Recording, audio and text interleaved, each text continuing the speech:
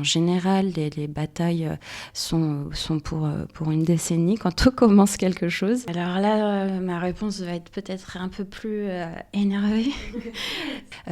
Si on a des difficultés à avoir des contrats, à vendre des œuvres ou à se faire payer, en fait, c'est pas à cause de notre méthode, à cause de nous, mais vraiment d'un système qui est mis en place. Le RSA conditionné pour personne. Bonjour à toutes et à tous et bienvenue sur l'épisode numéro 54 de l'ALAM, le podcast qui parle d'art, de militantisme et d'entrepreneuriat. Aujourd'hui, je reçois Laure Aboif qui est venue nous présenter le SNAP CGT, le syndicat des artistes auteuristes. Nous sommes revenus ensemble sur la création du SNAP, l'importance d'être syndiqué et les actions qu'elle mène au cours de l'année. Nous sommes revenus sur les dernières réformes qui ont touché les artistes auteuristes, sur leur réalité, leurs conditions de travail et leur statut. Et enfin, nous avons parlé de l'actualité, des grosses batailles du moment du SNAP CGT et des autres syndicats des artistes auteuristes, du mouvement La Culture Riposte et de la mobilisation nationale pour la culture en cours. En tant que podcast qui parle de conditions de travail des métiers de la culture et de l'art, je trouvais ça important de recevoir des syndicats. Donc le mois dernier, on a eu le STJV, aujourd'hui on a le SNAP, et je pense en recevoir d'autres les mois prochains sur le podcast. N'hésitez pas à me dire ce que vous avez pensé de cet épisode et s'il était clair pour vous. Laure nous a apporté plein de connaissances sur le milieu syndical ainsi que le statut d'artiste auteuriste, donc merci à elle pour tout ça. On a essayé de rester pédagogue et de faire en sorte que ça reste clair pour tout le monde tout en allant en profondeur dans la discussion. Donc n'hésitez pas à nous dire si c'était clair pour vous, si ça a pu vous apporter des connaissances et des choses qui ont pu vous aider. J'ai besoin de vous pour que le podcast survive et continue à se développer. Donc si le contenu vous a plu, n'hésitez pas à partager cet épisode, à en parler autour de vous et à laisser un like, un commentaire, un partage, un abonnement, si le cœur vous en dit. Un grand merci à vous et je vous souhaite une très belle écoute.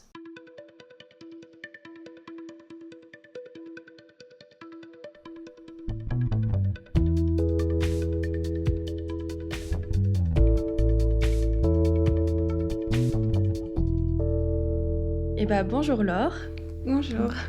Merci d'être venue ici pour nous présenter le SNAP, c'est trop chouette. Est-ce que déjà pour celles qui ne te connaissent pas, tu peux nous dire qui tu es et ce que tu fais dans la vie ? Laure Aboif, je suis artiste-auteur, photographe pour être précise, à mon compte depuis 2004. Donc ça fait un bout de temps que je fais ça. Je travaille aussi actuellement à la galerie Le Réverbère, qui est une galerie spécialisée en photographie contemporaine, et j'y travaille déjà depuis 15 ans. Donc toi, tu es syndiquée au SNAP, ça fait quelques années que tu y es. Est-ce que tu peux nous présenter le syndicat déjà et nous dire à qui il s'adresse ? Le SNAP, c'est le syndicat national des artistes plasticiennes et plasticiens, confédéré à la CGT. Il a été créé en 1977 par un groupe d'artistes auteurs pour remettre un peu dans le contexte de cette époque. Mais en 1977, il y a la création de la GESA, en 82, la création des FRAC, DRAC et commissions paritaires. Donc on est dans ce mouvement-là. Il s'adresse aux artistes visuels, donc il y a des photographes, des sculpteurs, des designers graphiques. Il est en train certainement d'évoluer parce que le syndicat accepte toutes les personnes qui se sentent représentées par le SNAP. Donc on a quelques adhésions de BDistes à l'heure actuelle, alors qu'il y a un syndicat spécialisé dans la BD dans notre fédération CGT. Mais si les personnes se sentent plus à l'aise de venir au SNAP, on ne va pas leur dire non, partez. On est là pour créer ensemble nos luttes, donc on écoute tout le monde et on fait ensemble. Et vous représentez les artistes-auteurs. Est-ce que tu peux nous dire ce que c'est un artiste-auteur ? Le statut d'artiste-auteur est un régime social dédiée aux indépendants qui exercent une activité artistique créative. Donc c'est une entreprise individuelle, mais en un peu spéciale. On dit artiste-auteur et non pas artiste-interprète, c'est bien deux métiers différents. Artiste-interprète, ça peut être des comédiens, comédiennes, chanteurs, chanteuses par exemple. Artiste-auteur, on n'a pas réussi à avoir une liste exhaustive, donc c'est pour ça que je peux vous donner quelques idées de métiers. Ça peut être sculpteur, sculpteuse, photographe, peintre, plasticienne, graveuse, designeuse, graphiste, dessinateur, illustratrice, mais aussi traducteur, réalisatrice, écrivain, blogueuse, céramiste ou auteur de jeux vidéo, de logiciels comme journaliste. Donc c'est extrêmement large. Donc comme tu le disais, ça a été fondé en 77. Est-ce que tu peux nous en parler et nous vulgariser rapidement les grosses luttes qui ont marqué le Snap depuis sa création? Alors justement, j'aimerais bien connaître un peu mieux l'histoire du Snap, et c'est pour ça qu'à l'intérieur du syndicat, on a créé un groupe de travail mémoire ou histoire du Snap, on ne sait même pas encore comment le nommer, mais on vient de le commencer. Donc c'est mélanger des très jeunes, des personnes plus âgées, où on partage énormément pour essayer de mieux comprendre justement cette histoire-là. En 2027, on fêtera les 50 ans, donc on a aussi cet objectif-là de pouvoir faire une restitution, de pouvoir partager une partie de l'histoire des artistes et de leur lutte. Donc ça sera très certainement en livre et peut-être plus. Moi, j'essaye à l'intérieur de les embêter pour qu'il y ait une partie audiovisuelle pour qu'on puisse voir les personnes, parce que c'est quand même beaucoup plus vivant quand il y a quelqu'un qui te parle de ce qu'il a vécu, donc j'aimerais bien pouvoir le transmettre. Donc même si je suis pas artiste audiovisuel, je suis en train de prendre mon appareil photo pour les filmer et les enregistrer et garder précieusement tous ces moments. Mais comme on a commencé à en parler et à faire une idée de frise et des points importants, même s'il y a débat sur les points importants, et c'est assez amusant d'écouter pourquoi. J'ai pu apprendre grâce à ça qu'en 1993, il y a eu la manif des 3000. C'était l'abrogation de la loi Langue-Teulade. Donc c'est étonnant de parler de... Ça peut être étonnant de commencer par parler de ce qui a été abrogé, donc ce qu'on a réussi à faire en sorte qu'il ne passe pas. Mais c'est important aussi de voir que les attaques gouvernementales ne datent pas d'aujourd'hui, et que ne pas faire appliquer certaines choses font partie des victoires. Donc il faut connaître un peu l'histoire, et j'en apprends tous les jours. Donc cette loi voulait obliger les artistes auteurs à cotiser sur leur chiffre d'affaires plutôt que sur leurs bénéfices nets. Donc c'est déjà une première différence entre artiste, auteur et auto-entrepreneur ou entrepreneuse. Et donc ça fait des différences de cotisation vraiment importantes. Donc ça, on a pu... ils ont pu l'abroger. Et une autre bataille des premières que j'ai apprises et qui est d'importance, c'est de 2002 à 2012, donc pendant 10 ans, une bataille pour qu'on ait un droit à la formation. Donc j'ai bien sûr envie d'en savoir plus pour savoir comment ça s'est passé. Et 10 ans, ça ne me paraissait pas énorme. Eux, ils en parlent comme quelque chose d'énorme. Donc, et qui disent en général, les batailles sont pour une décennie quand on commence quelque chose. Et donc ça a permis qu'en 2013, l'AFDAS soit créé. Donc c'est notre organisme de formation artiste-auteur, mais il y a aussi l'animation dedans. Enfin, c'est plus large que les artistes-auteurs. Donc en 2013, c'est au sein de c'est pas l'AFDAS qui est créé, mais au sein de la formation de l'AFDAS, le fonds de formation dédié aux artistes-auteurs et autrices. Il est piloté par un conseil de gestion composé de 21 organisations professionnelles d'artistes, auteurs, autrices, 7 organisations diffuseurs et 5 organismes de gestion collective. Il accompagne et finance le développement des compétences et des artistes, auteurs, autrices. Et ces derniers bénéficient d'un accès à la formation professionnelle lorsqu'ils justifient de l'équivalent de 600 heures SMIC sur les 3 dernières années ou de 900 heures SMIC sur les 5 dernières années.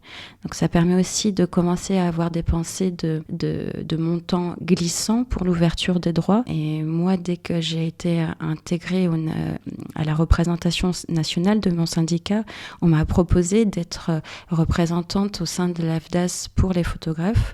Donc j'avoue que j'ai appris qu'on avait des droits à la formation en même temps qu'on me proposait de représenter les photographes, et je croyais que c'était représenter les photographes à Lyon, mais en fait non, il y a une commission photo pour toute la France, donc je me suis retrouvée directement avec pas de formation à siéger au sein de cette commission où on étudie certaines demandes de formation quand l'organisme de formation n'est pas déjà connu de l'AFDAS, n'est pas référencé, quand il n'a pas de sanctions diplômantes, pour aussi d'autres raisons qui sont plus liées à l'individu demandeur, quand ça peut être pour des raisons de reconversion et qui demandent un budget spécifique.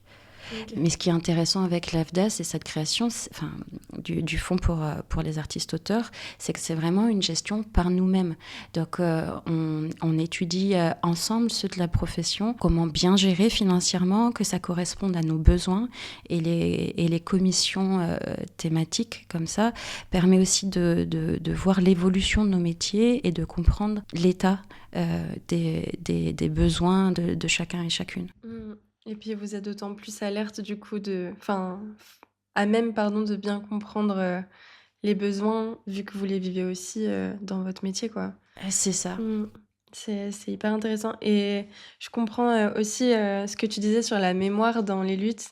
J'ai l'impression qu'on en a besoin parce qu'on a l'impression de perdre beaucoup de droits depuis longtemps. Et moi, ce qui me donnait trop d'énergie, c'était d'entendre... mon grand-père était assez militant et du coup, il me racontait ses histoires et j'étais genre, waouh. Ça donne espoir de voir qu'il y a des gens qui se sont battus avant, qu'on a gagné plein de choses et que c'est possible, quoi. Je suis tellement d'accord. Et par exemple, quand les personnes syndiquées depuis longtemps en parlent, leurs yeux brillent, ils parlent de plein d'autres gens, ils nous refont vivre et c'est extrêmement porteur, je trouve. Carrément. Du coup, vous avez des sections dans toute la France, en tout cas, j'imagine pas mal de villes en France. Vous êtes combien à peu près d'artistes-autoristes au SNAP ? Alors, ça va peut-être paraître un chiffre ridicule quand on le regarde de l'extérieur, mais l'année dernière, on a terminé le nombre d'adhésions sur un peu plus de 400, ce qui est la première fois de l'histoire du SNAP. Parce que quand on adhère au SNAP, c'est sur une année civile. Donc, si on adhère le 31 décembre, pour recommencer le 1er janvier. Ah bah oui. Mais en moyenne, on était plutôt entre 200 et 250. Donc, je crois que c'était 430 l'année dernière. C'est vraiment énorme et c'est symbolique de l'engagement actuel un peu partout en France des artistes-auteurs. Il faut rappeler donc que nous, c'est artiste-auteur visuel, donc c'est vraiment extrêmement précis. Ça explique peut-être ce chiffre, même si quand même c'est pas mal de personnes qui s'engagent, parce que passer le pas à se syndiquer, ça paraît forcément très engageant. J'ai remarqué que beaucoup de personnes me disaient je veux pas me syndiquer parce que je pourrais pas y passer du temps. Donc c'est une pensée magnifique, mais en fait c'est pas du tout obligatoire d'adhérer à un syndicat pour donner de son temps, même si c'est bien. Je remercie à tous ceux qui le font, parce que c'est reposant de le faire à plusieurs. Enfin, c'est de toute façon le but de faire ça en groupe. Mais je rappelle que de toute façon, un syndicat représentatif, comme le SNAP CGT l'est de par sa confédération à la CGT, il est donc représentatif parce qu'il a une représentation nationale, représente tous les artistes-auteurs, qu'ils soient syndiqués ou pas. Mais chacun d'entre nous, je pense que... en tous les cas, je pense que majoritairement, on est d'accord. Plus on est nombreux et nombreuses à adhérer, mieux on se sent. Parce qu'aussi, on partage, on est là pour écouter les besoins et les avis de tout le monde. Et on se sent plus légitime. Alors qu'officiellement... la légitimité n'est pas sur le nombre d'adhésions. Tu y as déjà un peu répondu, mais pourquoi, d'après toi, c'est important de se syndiquer? À quoi ça sert? Alors, comme c'est une question qui était posée quand on a fait la rencontre à Villeurbanne par l'association sur invitation des copains, j'ai repris la vidéo Ah, trop parce que bien. j'ai trouvé que les réponses de tout le monde qui était autour de la table étaient intéressantes. Donc, je me permets de la citer et de vous inviter à la voir, même si elle est très longue. Donc, il y avait déjà pour ne pas être seul, se sentir épaulé et plus fort face aux difficultés, et pour affronter des situations difficiles et les faire changer, pour apprendre des luttes et des autres luttes, donc par exemple des autres métiers ou des luttes passées dont on vient de parler un peu. Personnellement, j'ai rajouté aussi aider les autres, parce que moi, ça me fait du bien de pas être là que pour soi, mais pour les autres. Voilà, après, ça dépend comment on est personnellement, mais pour moi, ça m'est utile, ça m'est essentiel de pouvoir aider les autres.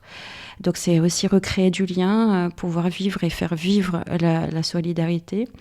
Il y a aussi l'idée de s'organiser par métier pour comprendre les réalités des uns et des autres et avoir des luttes communes. Donc là, pour donner un exemple sur les scénaristes, leur phrase à eux, c'est qu'ils n'ont pas de sous.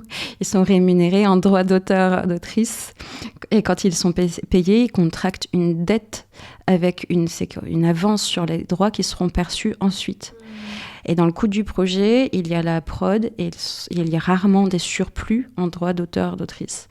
Donc voilà, ça permet de voir comment fonctionnent les autres, d'autres métiers aussi. Et j'en apprends vraiment tous les jours, mais c'est pas toujours facile. Et juste sur ça, pour les personnes qui savent pas, quand tu es artiste-auteur, tu dois prévoir ton CA de l'année prochaine et du coup, tu vas payer ton, tes cotisations par rapport à un CA prévisionnel, c'est ça? Alors là, oui, par rapport aux cotisations, donc on fait une petite aparté URSSAF, on va dire. Comme on est rattaché à l'URSSAF, l'URSSAF Limousin depuis 2019, ils sont basés sur un certain chiffre d'affaires qu'on ne sait pas d'où. Donc les syndicats et dont le SNAP s'est battu pour réviser le montant sur lequel on est censé cotiser d'avance, vu que ça ne correspondait pas du tout à la réalité. Donc aujourd'hui, il est toujours trop élevé par rapport à la moyenne que gagnent les artistes auteurs. Mais oui, c'est bien des cotisations en avance, en amont, par trimestre. Oui, c'est le système de l'URSSAF qui est comme ça. On aimerait que les cotisations, surtout pour les premiers arrivants cotisants, soient modulées à 1 euro. Après, c'est pas ce montant. On réclame pas un certain montant de cotisation au niveau du SNAP, mais en tous les cas, on aimerait qu'il y ait plus de flexibilité dans les modulations, surtout pour quand on ouvre son compte URSSAF Limousin, parce qu'on ne s'y attend pas forcément, et que passer certaines dates, parce que on doit régler ses cotisations trimestriellement, et il y a une date à laquelle on peut moduler, et passer une certaine date, on ne peut plus du tout les moduler. Donc on est redevable qu'on ait l'argent ou pas. Si on vient d'ouvrir notre compte en tant qu'artiste-auteur, qu'on n'a pas encore de bénéfices et qu'on nous demande du jour au lendemain 250 euros, on les sort d'où en fait? Donc on veut qu'il y ait plus d'espace de dialogue, mais ça aussi c'est une bataille, et c'est une bataille actuelle. Okay. Et dans les autres choses importantes de se syndiquer qui est dans cette vidéo, il y a aussi justement sortir d'un point de vue personnel et de pouvoir regarder ce qui se passe de manière systémique.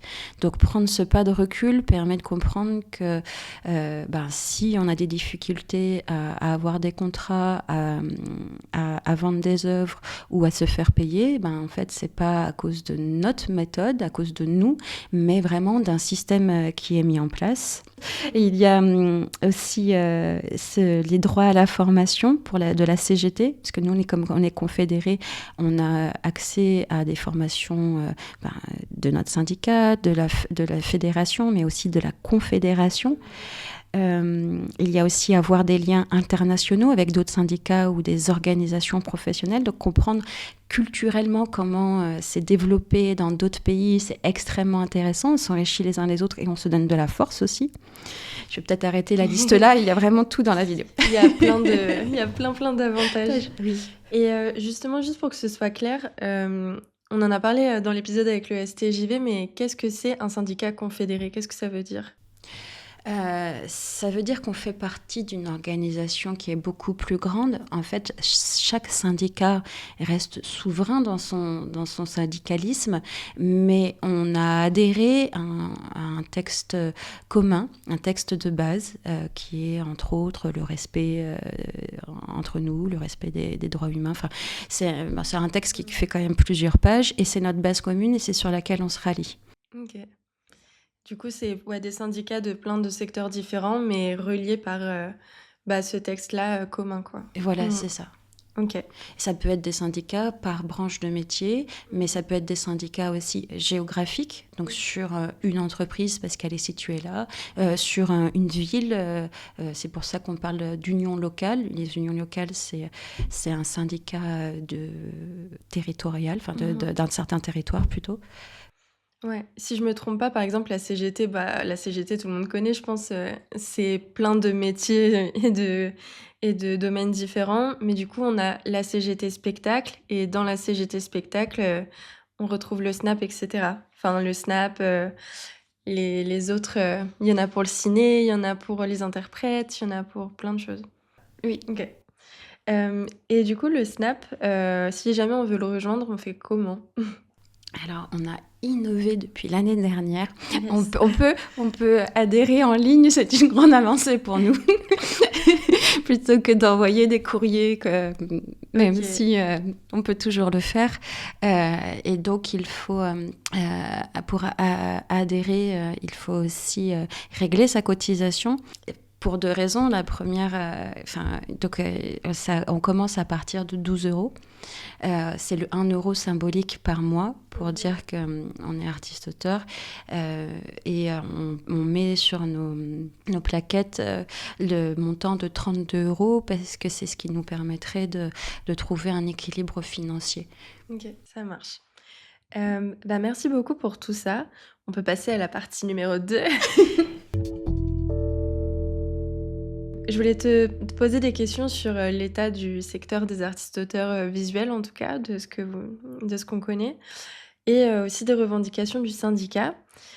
Du coup, les artistes-auteuristes sont dans un statut assez spécial. Je pense que c'est pas hyper connu du grand public, mais est-ce que tu peux nous dire ce à quoi elles ont le droit comme couverture sociale et ce à quoi elles n'ont pas accès? Donc, en gros, artiste-auteur, on a santé, retraite, famille, maternité, paternité. Mais on a ces droits, cette sécurité sociale en fonction de seuil de revenus. Donc moi, quand j'ai appris ça au départ, j'ai trouvé ça très discriminant. Mais voilà, donc donc à partir du 1er euro, on a une affiliation à la sécurité sociale sur le régime général. Et c'est aussi en étant à la sécurité sociale ce qui nous permet de toucher des prestations aide et CAF. Voilà. De 150 heures à 600 heures équivalent heures SMIC, on a des validations de trimestre retraite. À chaque fois qu'on dépasse 150 heures SMIC, ça nous fait un trimestre. Donc 150, 300, 450, 600. À partir de 600 heures SMIC, donc c'est sur le brut, on a nos indemnités journalières si vous tombez malade, la maternité, la paternité. Donc les 4 points de retraite sur une année, c'est pour avoir une retraite de base. L'invalidité et le décès, c'est un capital décès. À partir de l'équivalent de 900 heures SMIC, même si c'est plus noté sur le site de l'URSSAF Limousin pour l'instant, on a aussi la retraite complémentaire obligatoire qui est gérée par l'IRSEC. Pour nous, en tant qu'artiste, auteur, photographe, ça s'appellera le RAP, R2AP.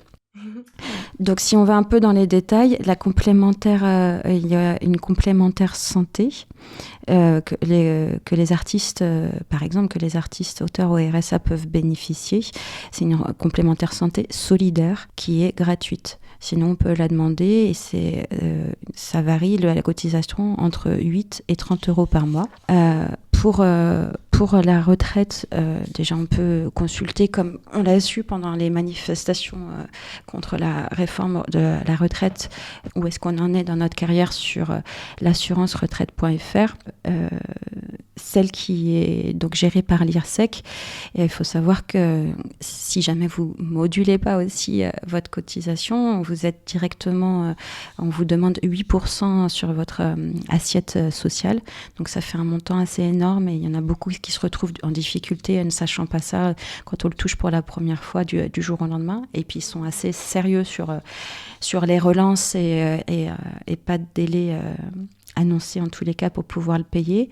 À savoir aussi qu'il existe l'action sociale de la sécurité sociale des artistes-auteurs, qui est très peu connue des artistes-auteurs et qui permet de demander à surcotiser et que une partie ou la totalité de cette surcotisation soit prise en charge par l'action sociale pour valider tous ces points retraite. Donc ça, vraiment, allez-y, elle est sous-demandée. Et dans ce que l'on ne peut pas avoir pour l'instant, il y a d'être couvert sur les accidents du travail, les maladies professionnelles et le chômage dont on va reparler. J'aimerais ajouter l'ASS, l'allocation solidarité spécifique de France Travail. Donc la différence déjà entre le RSA et l'ASS, c'est que le RSA est considéré comme une aide, alors que l'ASS est une allocation. Donc une allocation, ça veut dire que vous avez vos points retraite, c'est beaucoup plus avantageux. L'ASS est ouvert aux artistes-auteurs, ce qui est très très peu connu. Donc vous avez déjà une forme de chômage qui vous est accessible. Bon, c'est pas mirobolant, hein. La moyenne, c'est entre 570 et 590 euros par mois.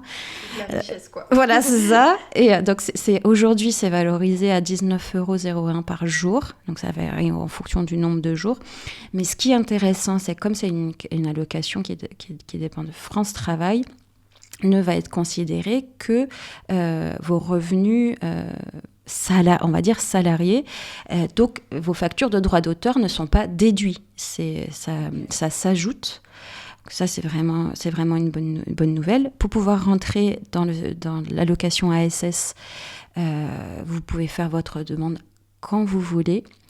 Donc, il n'y a pas besoin d'avoir eu un contrat dans le privé pour ouvrir cette allocation chômage.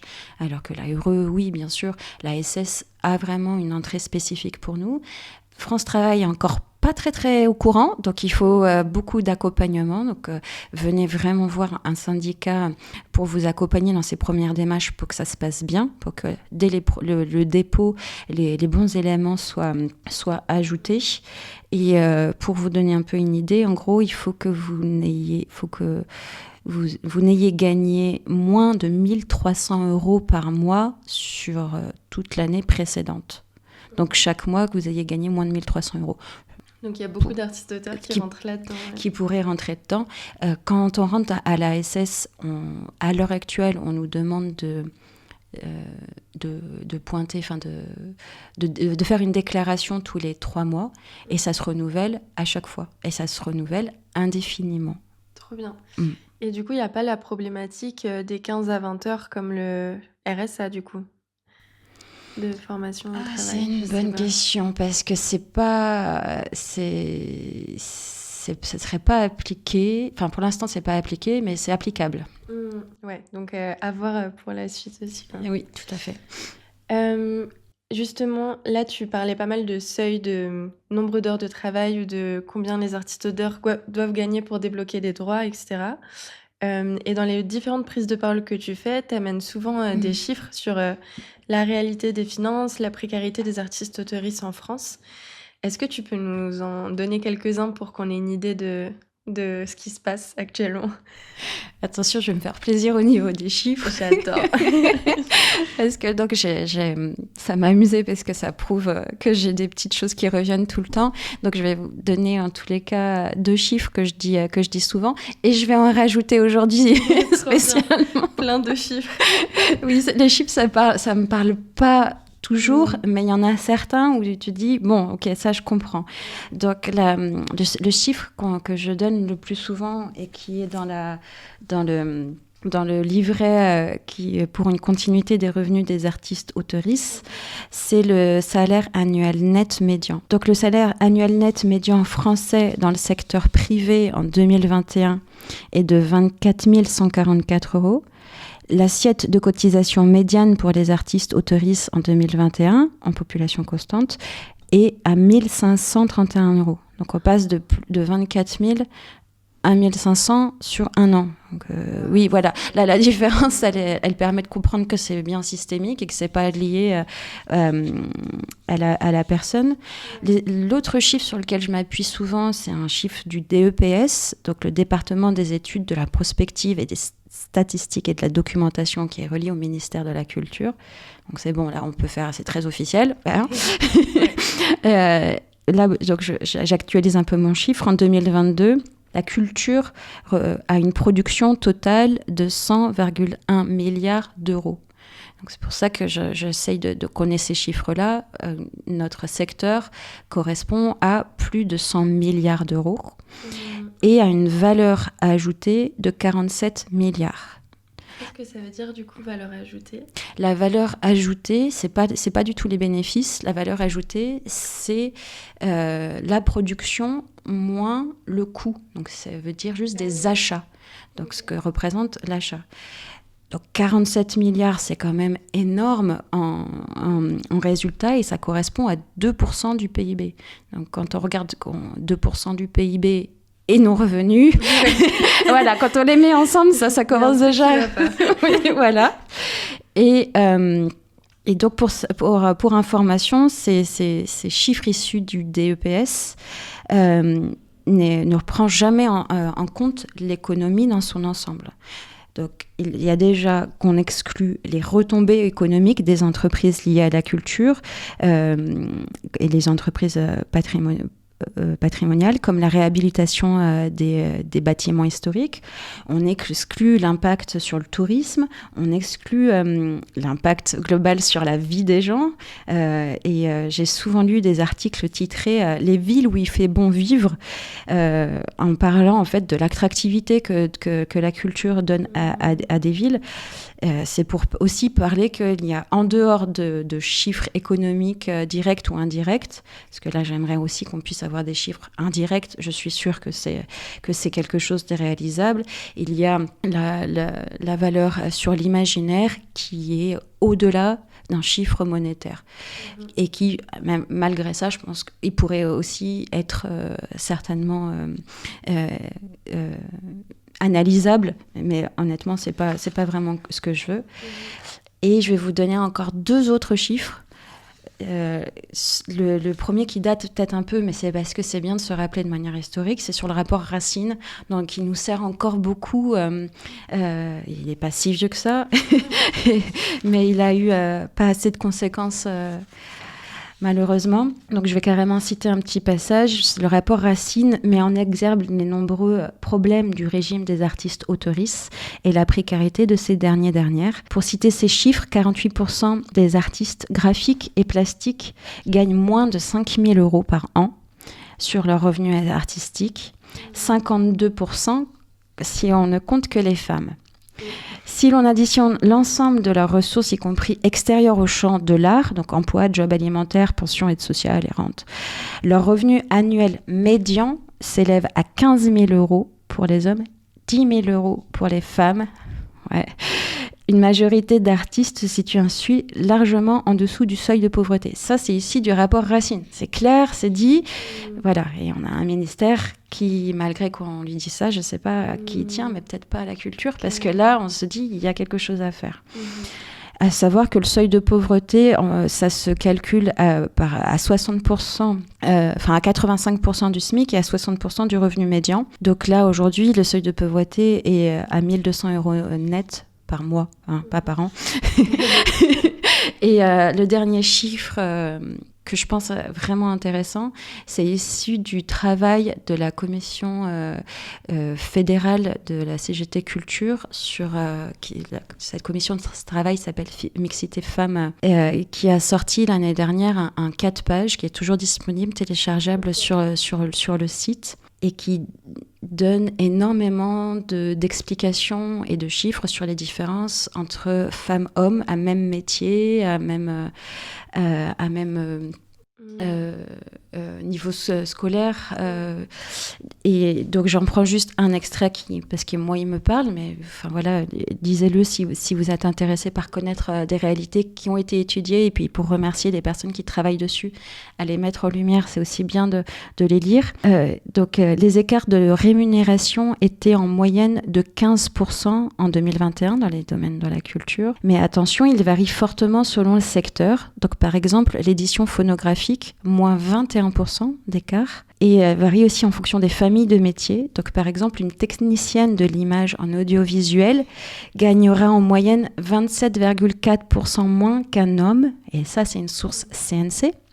Qui date de 2023. Chez les autoristes dramatiques, l'écart descend à 46%. Ce revenu moyen pour une contribution par répertoire dans les droits d'auteur perçus à la CSCD. Donc on a ce chiffre grâce à la CSCD. Voilà, il y a beaucoup, on peut apprendre beaucoup des chiffres, de certains chiffres. Là, c'est des écarts affolants. Carrément. Et puis les femmes, elles sont beaucoup moins embauchées aussi. Il y a des secteurs qui sont pratiquement uniquement masculins. Dans les techniciens, par exemple, c'est des chiffres ahurissants. Mais je mettrai ça je mettrai le lien de ce que tu as parlé dans la description. Et même pour aller dans ton sens, je peux te donner un exemple personnel. Quand je faisais encore beaucoup de reportages, parce que j'adore faire du reportage et du reportage d'entreprise, d'aller voir comment on travaille, de partager avec les gens, c'est quelque chose qui me manque beaucoup à l'heure actuelle. Et j'avais été contactée par une directrice artistique d'une coopérative de vignobles. Donc, elle avait fait des recherches sur moi. J'étais très étonnée. Et puis surtout, j'étais étonnée qu'on regarde mon Facebook pour savoir si on allait m'engager en tant que photographe ou pas. Je ne savais pas qu'on faisait ça. J'ai beaucoup appris.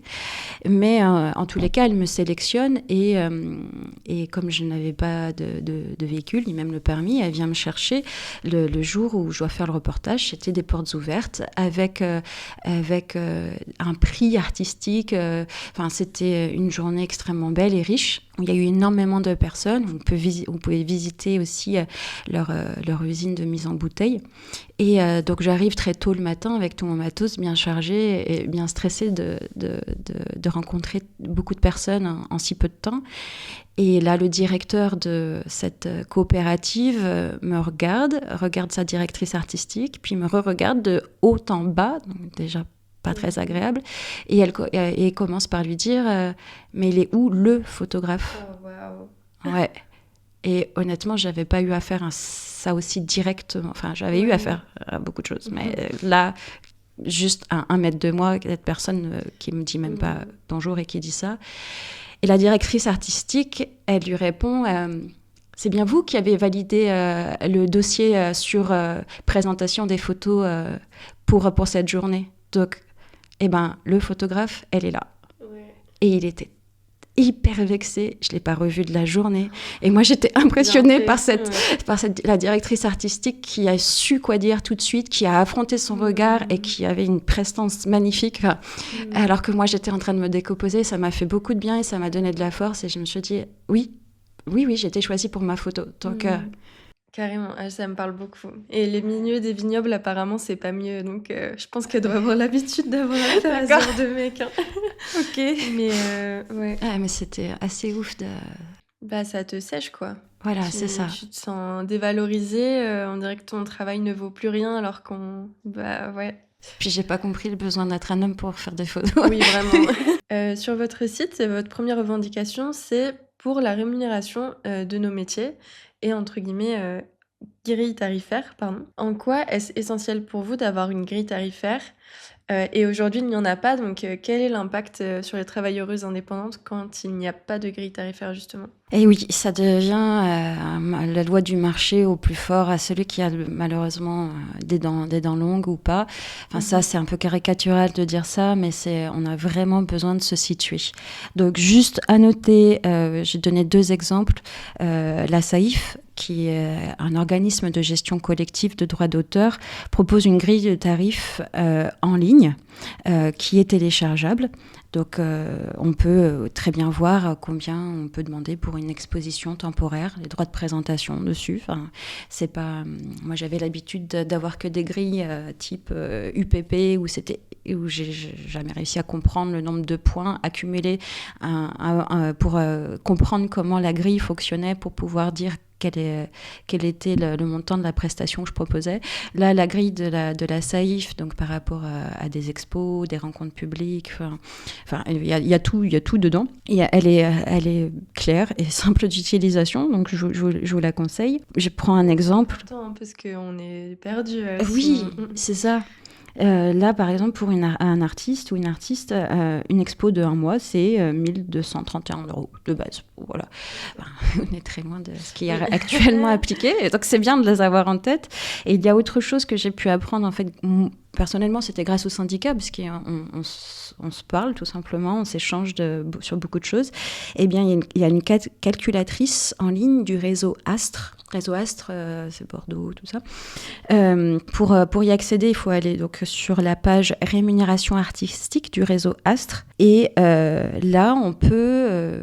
donc, c'est interactif. On met combien de jours d'une expo, est-ce qu'on est présent ou pas à l'accrochage, est-ce qu'il y a une rencontre publique dedans, est-ce qu'on doit faire un atelier, workshop, et ça détaille la valeur de tout, et ça fait le montant en total, ça le calcule en ligne, c'est très très bien.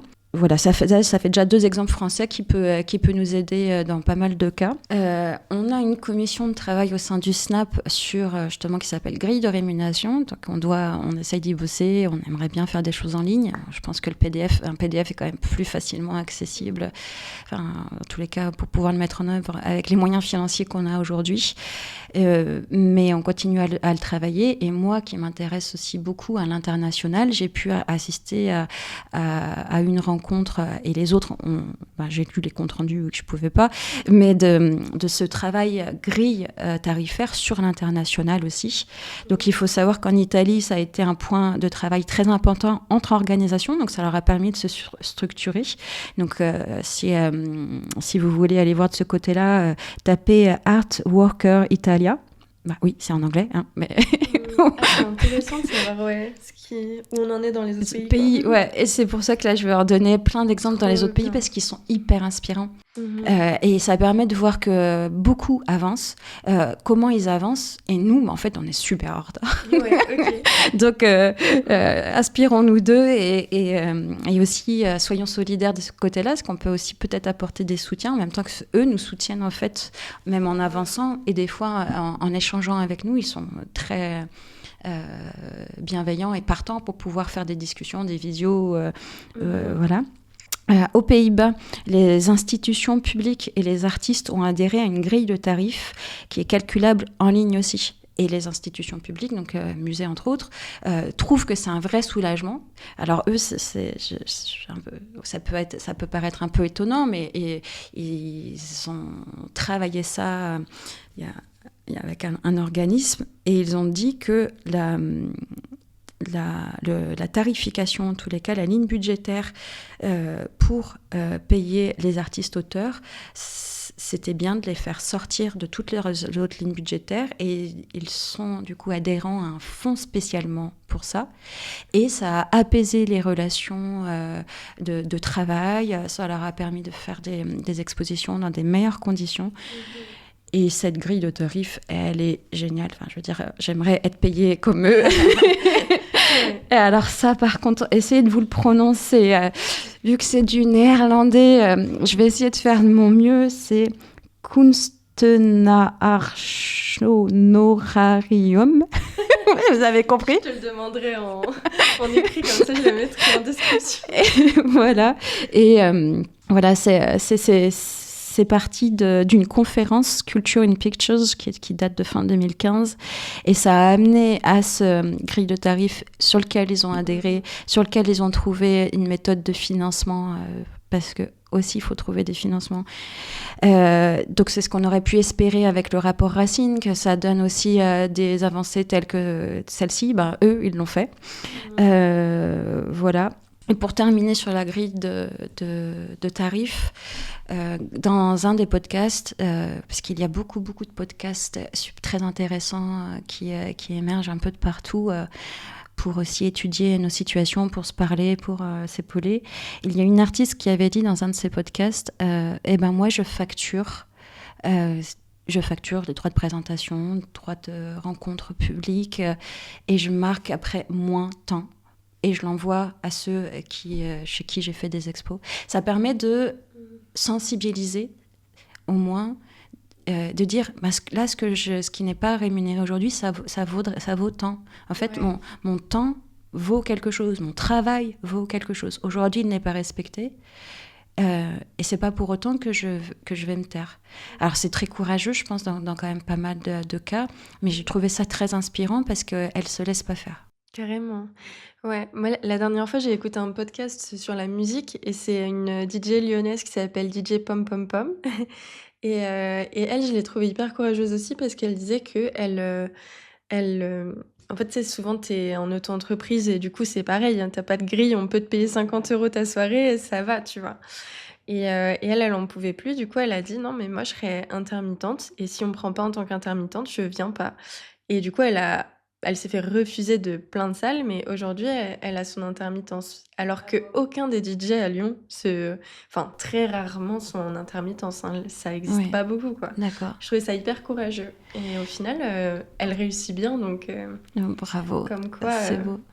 Et là, il n'y a pas très longtemps, je parlais avec quelqu'un de très haut placé dans un musée. Et dont je peux pas en dire plus, mais en tous les cas... Et il était dans une forme de rage parce que les artistes acceptaient de ne pas être rémunérés en droit de présentation sur leurs expos. Parce que voilà, avec toutes ces coupes budgétaires qui se passent, donc ils disaient, si j'ai pas de finances, donc je ne peux pas vous payer vos droits de présentation. Et les artistes qui il avait affaire disaient, mais c'est pas grave, il faut comme ça me fera de la visibilité, je pourrais mettre ça, ça m'aidera pour ma carrière. Et oui, là, on parle d'un musée, c'est sûr. Et en même temps, ils disaient, mais s'ils acceptent, comment je fais pour les défendre, qu'en fait ils doivent être rémunérés pour leur travail. Si eux-mêmes acceptent, ça me laisse aucune possibilité. Et bien sûr, il peut pas le dire parce que en tant que musée, il y a le droit de réserve aussi, un droit de réserve plus ou moins. Mais donc c'est intéressant d'entendre que même ceux qu'on pense peut-être qu'on doit attaquer, en fait, c'est des potentiels amis. On est dans le même bain. Ouais, carrément. Oui, je pense que c'est dur quand t'es artiste. Moi, j'ai accepté, et je continue des fois à accepter des trucs sous-payés, sous-machin, parce qu'on te propose que ça dans tous les cas. Donc, c'est soit tu prends, soit quelqu'un d'autre prendra. Et du coup, tu te dis, bon... Mais c'est sûr de ne pas se mettre en difficulté aussi, assurer le lendemain et de savoir si on n'est pas une réputation de malade, comment faire pour dire non à quelque chose et d'avoir quand même d'autres contrats par la suite. Ouais. Et ceux qui sont plus hauts, ils n'ont peut-être pas forcément ce type de problème. Ouais, pas tous. Vous parlez aussi de reconnaissance des maladies professionnelles, des accidents du travail et d'accès à la santé, ainsi que des congés parentaux. On en est où aujourd'hui ? Alors, le but est d'être reconnu comme ce que nous sommes et la manière dont nous vivons au quotidien. Nous sommes des travailleuses de l'art et de la culture. Donc on a accès à la sécurité sociale à partir de 1 €, mais au congé maternité et paternité à partir de l'équivalent de 600 € SMIC. Et encore, c'est en fait assez, des fois, vraiment difficile d'y accéder. Donc nous, on se bat pour une reconnaissance des accidents du travail et des maladies professionnelles. J'aimerais aussi revenir sur la réforme du RSA. car depuis le 1er janvier, les bénéficiaires du RSA doivent justifier de 15 à 20 heures de, entre très gros guillemets, travail, formation, recherche d'emploi par semaine. Dans la culture et dans le système global, ça pose un gros problème, mais dans la culture, du coup, une grande partie des artistes-auteurs touchent le RSA tout au long de leur carrière, et donc ça les impacte directement. Et le temps de travail et de création, on le sait, n'est pas reconnu, donc justifier de ces heures est un réel frein dans leur carrière. Est-ce que tu peux nous en parler? Alors là, ma réponse va être peut-être un peu plus énervée. C'est bien aussi. Ouais, j'aime pas parce que du coup j'ai un peu moins de vocabulaire, on va dire, quand je suis énervée, mais parce que c'est vraiment de l'émotionnel et arriver à faire passer correctement de l'émotionnel. Voilà, mais en tous les cas, il faut revenir à une pensée de base. Le RSA conditionné pour personne. Et donc j'ai essayé quand même de l'écrire, mais même mes mots sont durs parce que l'accepter pour certaines, ça veut dire accepter un système de division. Et à quoi bon diviser des précaires pour qu'elles se battent entre elles, eux, et qu'on finisse par se juger, faire rentrer à l'intérieur de nos esprits des jugements qu'à la base on n'aurait pas et qu'il n'y a aucune raison d'avoir, de s'habituer à la vue de personnes à la rue ou d'enfants, de familles qui font la manche.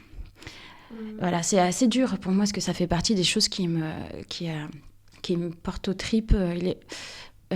Donc j'y vais vraiment tête baissée. Est-ce que c'est pas comme ça que j'ai envie qu'on fasse société? Et des fois, j'ai envie de dire à ces gens, est-ce que c'est comme ça que vous voulez voir votre pays aussi? Vous participer, c'est ça que vous voulez, mettre des personnes à la rue? Parce que concrètement, il y a une région en France que j'ai appris par mon syndicat qui tout de suite a visé les artistes-auteurs et autrices là-dessus. Donc ça signifie qu'ils ne peuvent avoir aucun revenu. Donc c'est mettre les personnes à la rue et dire c'est votre faute. Enfin, non, on ne fait pas un système comme ça, on ne fait pas un pays comme ça. Et c'est pour ça que aussi, à peine syndiqué, quand il y a eu... donc déjà, moi je m'habitue à dire contre-réforme pour montrer en fait que c'est désastreux, que c'est une destruction. Donc c'est une contre-réforme. Voilà, essayer de faire la bataille des mots, je ne suis pas la meilleure là-dessus, mais je pense qu'il c'est toujours des réflexions à avoir, de ne pas se laisser avoir par des mots. Et c'est déjà une forme d'acceptation. Voilà. Mais à nous de trouver notre vocabulaire. Peut-être que le mot que je dis n'est pas le bon, mais si on le trouve, je pense que naturellement, ensemble, on l'utilisera plus facilement parce qu'il nous paraîtra plus adapté et on se sentira mieux dedans. C'est aussi une reconnaissance à travers les mots de notre vision du monde, notre vision de faire société.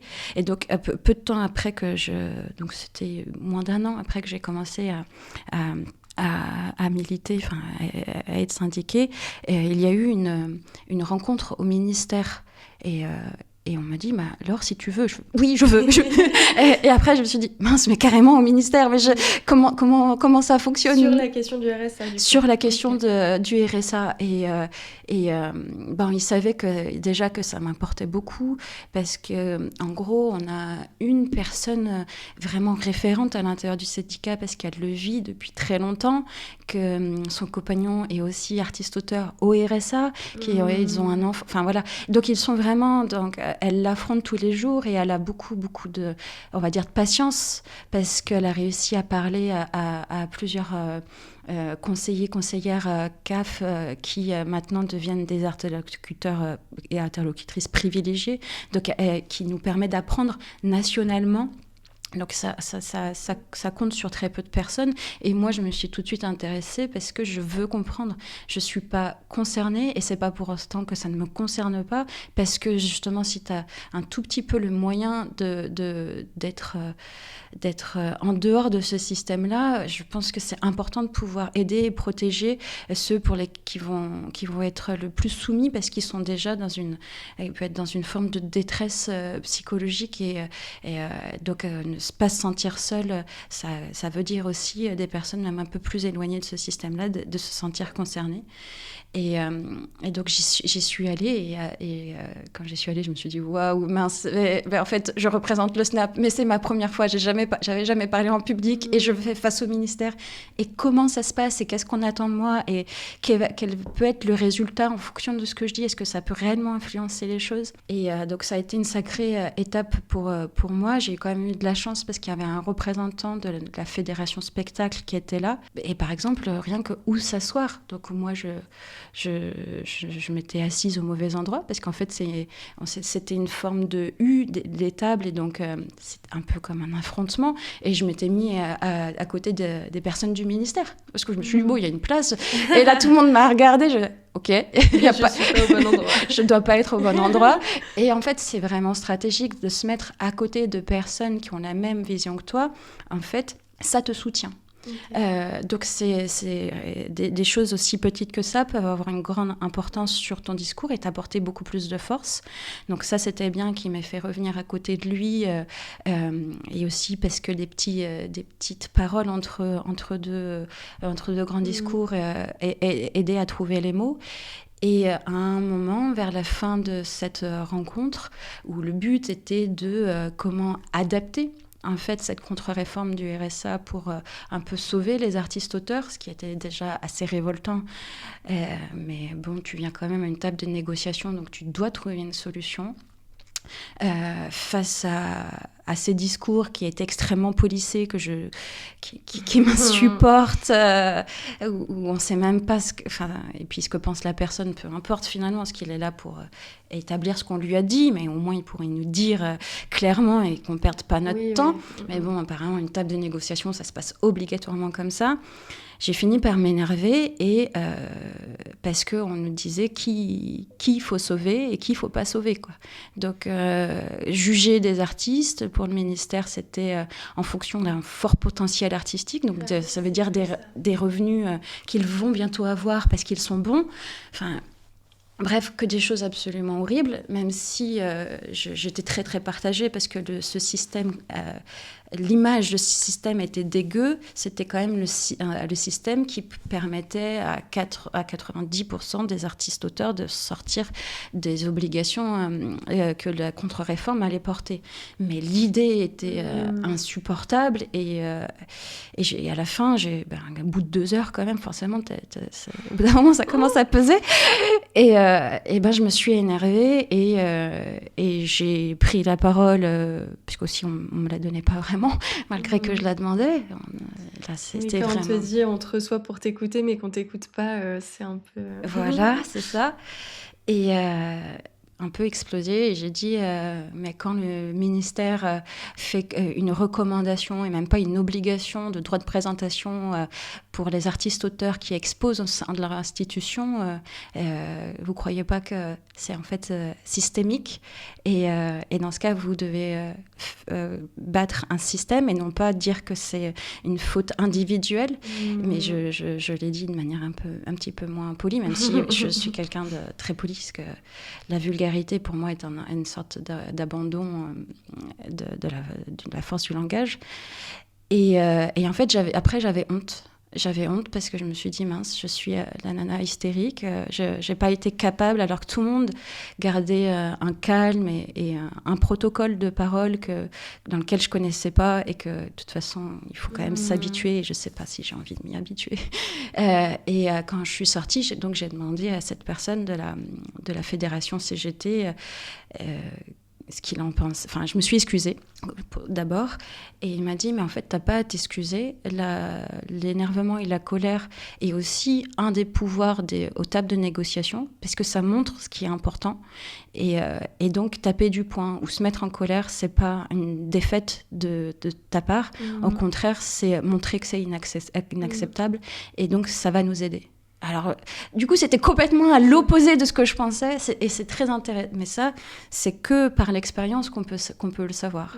Mais c'est vrai que quand on est habitué à regarder des discours de politiciens qui parlent de droits humains, mais avec un calme voilà, un calme tout le temps. Et en fait, quand on parle de droits humains, ça devrait être normal de s'énerver et de parler avec des émotions parce qu'on parle de gens qui vont dormir dehors, on parle de gens qui vont perdre des droits à la santé. Enfin, c'est des vies qui sont en jeu, quoi. Oui. Et si on nous demande de parler de ça avec du recul et de la distance, c'est plus accessible quand t'es pas directement touché par ces problématiques, hein, en vrai. C'est ça. Mais du coup, ça s'est fini comment, cette réunion ? Alors, cette réunion-là, précisément, le ministère a fait la conclusion qu'il a eu envie. Ok. Donc, il nous a pas vraiment laissé la possibilité de réfléchir. Il nous a pas répondu sur les choses que l'on demandait. Il est parti négocier avec le ministère du Travail. Et entre les couloirs, on nous a rappelé que, en fait, le ministère de la Culture et le ministère du Travail ne s'entendaient pas très bien et que en fait, ça se résidait là les possibilités d'action. Donc, en fait, entre deux personnes. Donc, nous, il fallait juste montrer à quel point on n'allait pas fléchir et qu'ils pouvaient s'attendre à des mobilisations ou à une réponse d'organisations professionnelles et syndicales. Puis il y a eu la dissolution entre-temps et donc les négociations ont complètement rechangé. Ils nous ont ils nous ont plus invités à leur table de négociation sur ce sujet-là, mais sur des sujets parallèles. C'est devenu plus compliqué. Ouais, et puis maintenant, là, c'est passé, donc c'est pas encore en application partout, mais c'est en train de se développer, en tout cas. En fait, ils disent que c'est appliqué depuis le 1er janvier, mais ils n'ont pas mis de financement pour pouvoir le faire. Et donc, pour pouvoir le faire, il faut bien qu'il y ait des personnes qui suivent en disant, voilà, est-ce que vous avez fait vos 15 à 20 heures d'activité ? C'est ubuesque. Ouais. J'aimerais revenir sur aussi une notion qui est importante dans ce que vous défendez, c'est la reconnaissance de la période de création. Parce que c'est quelque chose d'assez flou, mais dont on ne parle pas beaucoup, je veux dire. Mais voilà, c'est la clé aussi dans la proposition de loi que vous avez coécrite et que vous défendez sur la continuité des revenus. Dans cette tribune-là, vous avez d'ailleurs un site où on peut retrouver la tribune, les actualités, etc. Vous dites, je cite du coup: «Depuis le milieu des années 70, nous sommes adossés au régime général de la sécurité sociale et bénéficions du droit de salarié en ce qui concerne la retraite, la maladie et la famille. Il s'agira d'étendre ces prestations au chômage, conformément aux recommandations du Parlement européen».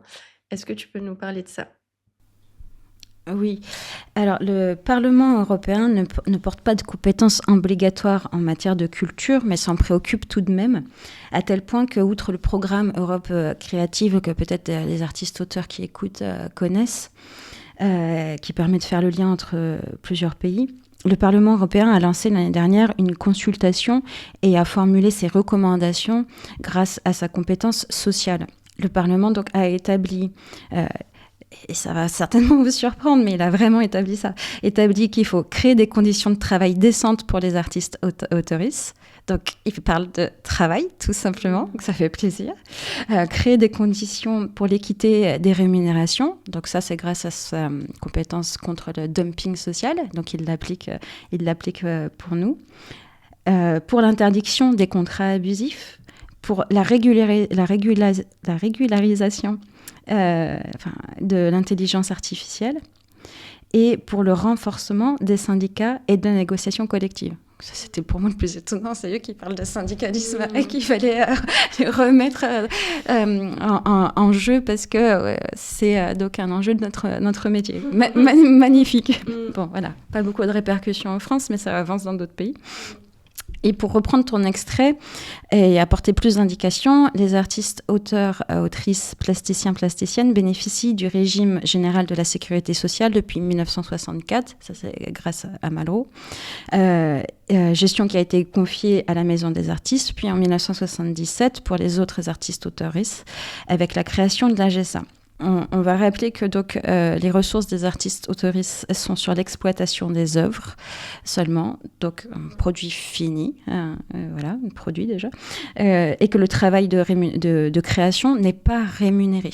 Dans l'intermittence, c'est aussi cette pensée-là, mais grâce à la présomption de salariat, que tout le travail invisibilisé, qui permet à une scène de pouvoir être présentée, est pris en considération et donc ont cette caisse de chômage particulière. Donc ce projet de loi pour une continuité des revenus des artistes auteuristes, c'est pour faire reconnaître ce travail de création, pour rentrer donc dans le régime du chômage. À titre de comparaison, le seuil pour avoir le chômage dans le système général, c'est l'équivalent de 900 heures SMIC sur 2 ans. Et là, tes droits sont ouverts. Donc nous, on veut que les artistes auteuristes puissent rentrer dans le régime du chômage, à savoir qu'on le paye déjà, parce que la CSG est une taxe qui a remplacé une partie d'une cotisation. Donc cette taxe est pour plusieurs choses, mais majoritairement, en fait, elle est là pour la caisse du chômage. Et un petit point de comparaison, en Belgique, par exemple, ils ont quand même bien avancé. Je pense qu'on en a parlé quand même dans nos différents métiers. Mais maintenant qu'il y a un statut des travailleuses de la culture, donc eux, c'est vraiment plus général, le minimum accordé par rapport à toutes les possibilités qu'il y a en Belgique, le minimum est de 1 507 € par mois. Nous, okay. On en est loin. Carrément. Donc oui, pour donner un exemple un peu vulgarisé, c'est, imaginons, j'écris une BD, et ça me prend, on va dire, 1 ou 2 ans à l'écrire. Toute cette période-là n'est pas rémunérée, et c'est seulement si j'ai trouvé un éditeur qui va me payer en droit d'auteur en fonction du nombre de ventes de la BD, quoi. Donc comme tu as dit, en avance, t'es pas du tout... Voilà, c'est ça. Du coup, il y a toute une partie de ton travail qui est juste gratuit, en fait. Je voulais le citer en exemple un peu plus tard, mais quand même, comme on parle de l'Europe et de l'interdiction des contrats abusifs pour les BDistes, c'est aussi, par exemple, dans les derniers moments avant le rendu de la BD, il y en a qui sont vraiment mises sous une telle pression, qui finissent par dormir que 3 heures par nuit pour pouvoir rentrer dans les délais. Donc ça... C'est aussi de la protection des travailleuses, et donc c'est interdit par l'Europe. Et puis ça devrait être interdit de travailler dans de telles conditions. Trop intéressant. Mais du coup, ce projet-là de la continuité des revenus, ça a été porté à l'Assemblée, si je ne dis pas de bêtises. Est-ce que tu peux nous dire où on en est ? Donc là, on a de nouveau déposé le projet de loi. Donc le nombre de signatures a augmenté depuis sa déposition. On est presque à 80 signatures. Ça peut paraître énorme, mais c'est pas suffisant. Pour pouvoir l'inscrire à l'ordre du jour d'une séance publique, il faut dans une semaine il faut que ce soit déjà dans une semaine transpartisane. Et notre but pour en arriver là, c'est d'avoir la signature de 10 députés issus de la majorité présidentielle. On ne les a pas. Donc on invite toute personne partout en France, même s'ils sont députés et NFP, donc peut-être déjà signataires, d'envoyer un courrier. Donc on a établi un courrier que vous pouvez avoir par mail ou sur le site continuitédesrevenus.fr pour interpeller son député. S'il a déjà signé, lui prouver qu'en fait c'est important pour nous, donc ça le resensibilise, ça lui permet d'être un petit peu plus vindicatif dedans. Si jamais c'est un député de droite, un député de majorité présidentielle, comme ça, s'il voit que ses électrices potentielles s'en emparent, il va peut-être finir par flancher. Donc là, ça a été bien redéposé à l'Assemblée nationale. Ça a été déposé pour la première fois au Sénat. Ouais. Donc il y a un double travail à faire qui est pas tout à fait identique. Au Sénat, on a déjà pu avancer un peu sur une potentielle mise en place, parce que les questions qui nous étaient posées n'étaient pas les mêmes, beaucoup plus financières qu'idéologiques. Et on a parlé de droits glissants, comme j'ai expliqué tout à l'heure pour l'AFDAS, pour l'ouverture des droits. On appliquerait la même sur ce projet de loi. Donc bien sûr, à chaque étape, ça fait un peu évoluer le projet de loi. Si jamais il était adopté, il subirait forcément quelques modifications. À nous de faire pencher la balance pour pas qu'il soit dénaturé. Mais là, on a eu une grande avancée pas officielle à l'Assemblée nationale, parce que l'Assemblée nationale a demandé à la députée qui a déposé le projet de loi, Soumia Bourouaha, de travailler sur une mission flash. La mission flash est inscrite à l'ordre du jour de la Commission des affaires culturelles et de l'éducation, dont Soumia Bourouaha fait partie. Et donc, ça permettra d'établir un rapport fin avril, début mai, donc c'est vraiment demain, sur ce sujet-là, et le porter à la Commission pour étude.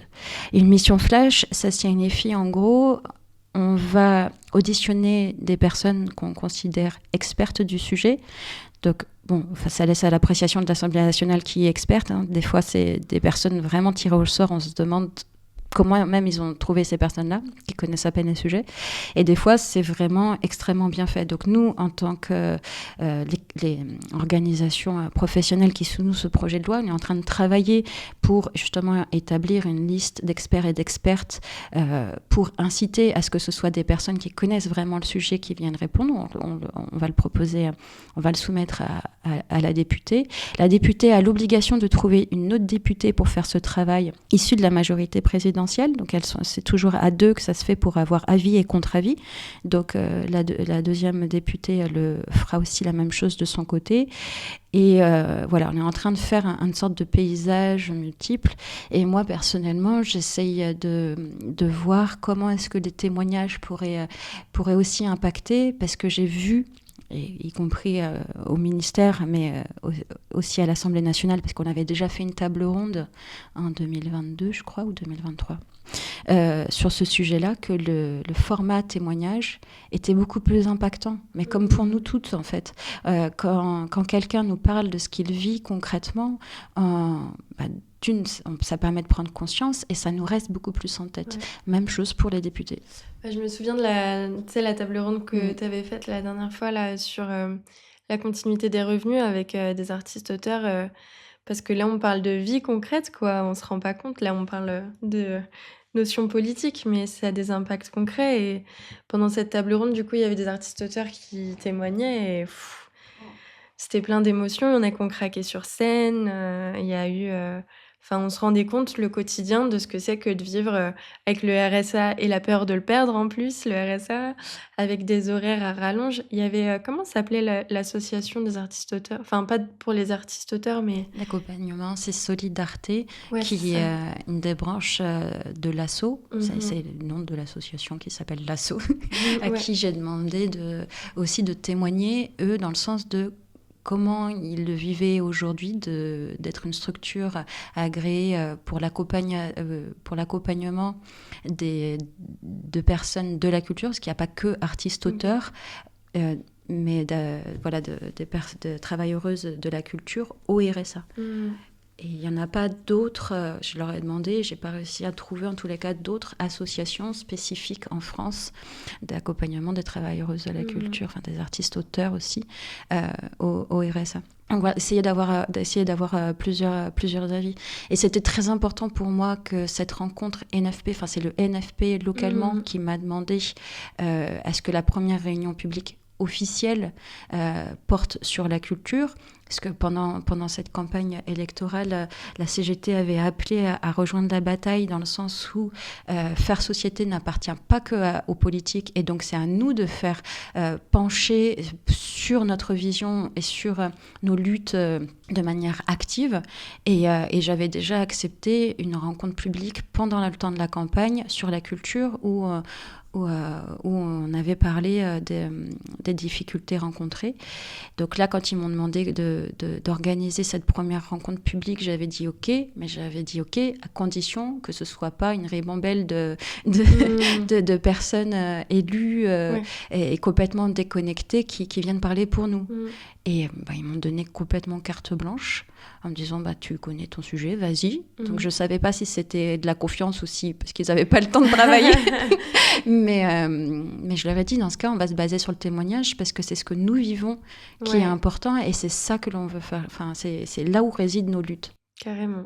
Et le public, ce qui m'a fait vraiment plaisir, a été conquis parce que quand on a fini le temps de parole officiel, il y a eu énormément de discussions et la discussion ne portait que sur ce qu'ils avaient entendu, sur ce que nous on vivait. Et il y en a un qui est venu un petit peu m'engueuler en disant « Mais moi, je veux agir maintenant, qu'est-ce que je fais ? Faut pas me laisser... » Ce qui prouve que ça a vraiment touché et qu'il faut qu'on parte de là. En plus, il n'y avait pas que des artistes dans la salle, il y avait des paysans, il y avait plein de gens, c'était trop chouette ça. Du coup, dernière revendication, il y avait la question aussi du seuil de TVA à partir de 25 000 € de chiffre d'affaires par an. En gros, cette proposition de loi est pour l'instant reportée en discussion en juin parce qu'il y a eu un soulèvement massif des artisans et artistes et petites entreprises qui dénonçaient le fait que ça allait simplement tuer leur secteur, on va dire. Cette discussion, du coup, cette proposition de loi touche également les artistes-auteurs, si je ne me trompe pas. Le Snap en a parlé sur ses réseaux. Donc, quel impact ça a sur les artistes-auteurs et quelles revendications vous avez sur ce point-là ? Alors, on veut rester bien évidemment au seuil actuel qui est pour nous, parce qu'en fait, il y a quand même beaucoup de catégories, donc on n'est pas tous soumis au même seuil de 35 000 €. On a signé avec 20 organisations syndicales et professionnelles qui représentent les artistes-auteurs une lettre pour le maintien actuel en vigueur qui est toujours sans réponse.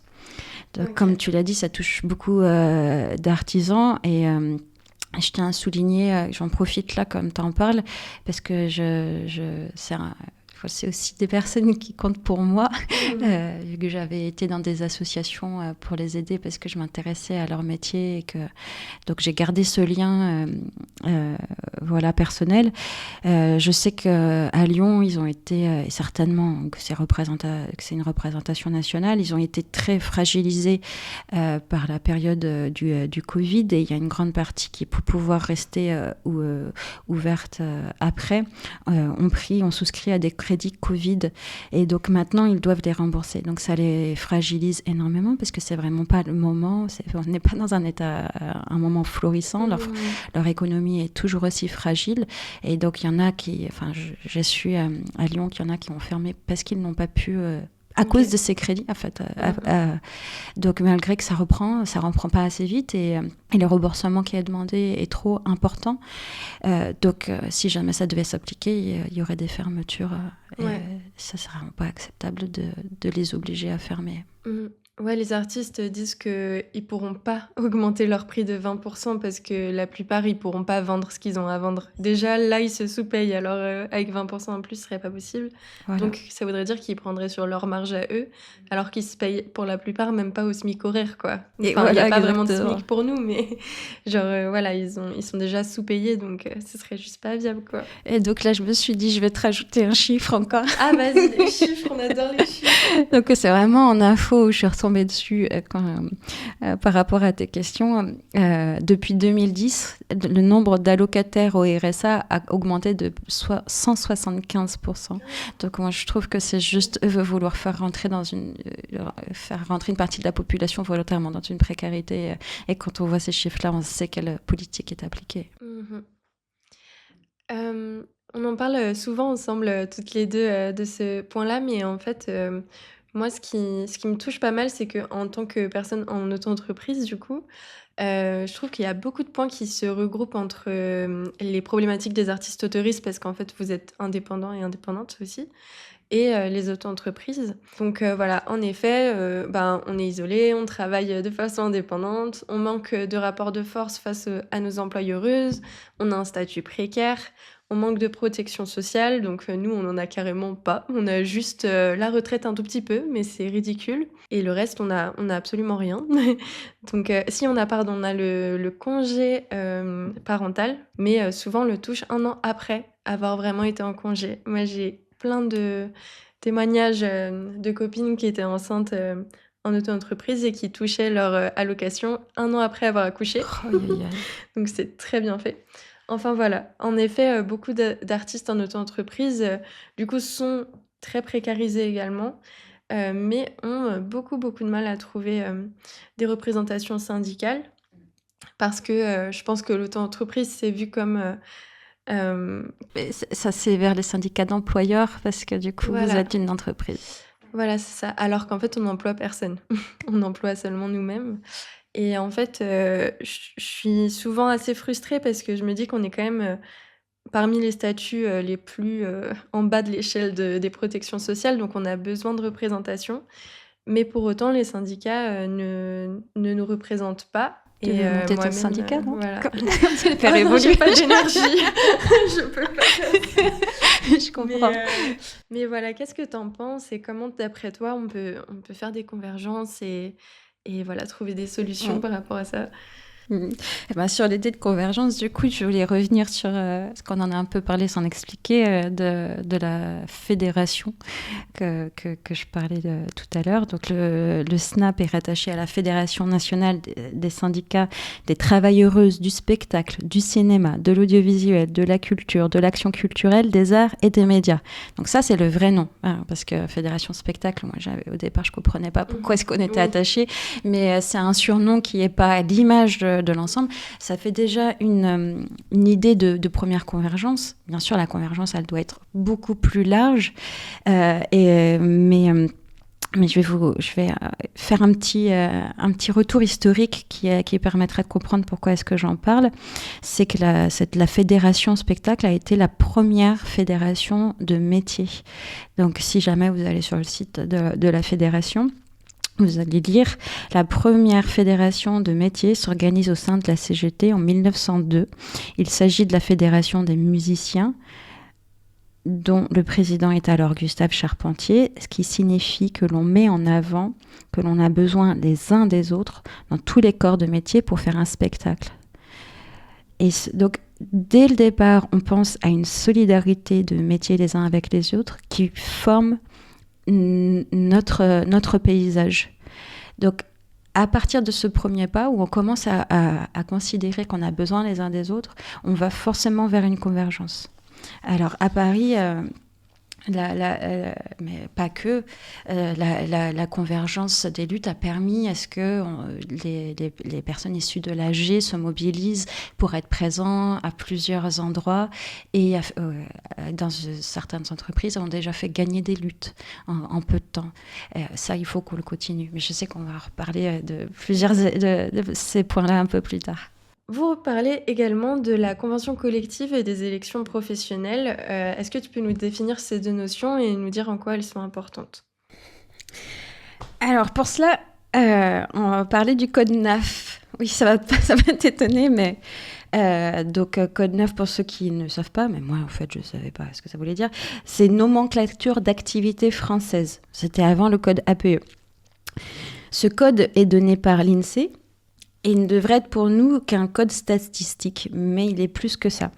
C'est lui qui détermine la convention collective qui s'applique aux salariés dont dépend une entreprise. Ainsi pour les photographes, beaucoup d'auteurs ont encore le code 748A qui est pour le studio de photographie et la convention collective qui s'applique dans leur entreprise et donc celle de la photographie. Le code NAF des auteurs, c'est 90.03A ou B. Et si jamais vous voulez changer, il faudra contacter l'INSEE. Mais si je parle de ça, donc vous voyez que c'est rattaché à l'idée de convention collective. Avec les conventions collectives, on peut déterminer des revenus planchers, des conditions de travail, comme pour les BDistes dont on parlait tout à l'heure, mais aussi les conditions de sécurité. En fait, on peut toucher à tous les aspects de notre travail et c'est donc très important pour pouvoir se solidariser et présenter des aspects de notre travail, grille tarifaire aussi, en étant plus fort et en ne demandant pas individuellement à s'il vous plaît payez-moi, mais non, ça c'est c'est un travail, donc il doit être rémunéré. Pour les élections professionnelles, je pense que on va beaucoup en entendre parler parce que c'est un cheval de bataille très important et aussi beaucoup plus rapidement accessible. C'est ce qui nous permettra enfin d'avoir une représentation nationale obligatoire dans les instances paritaires.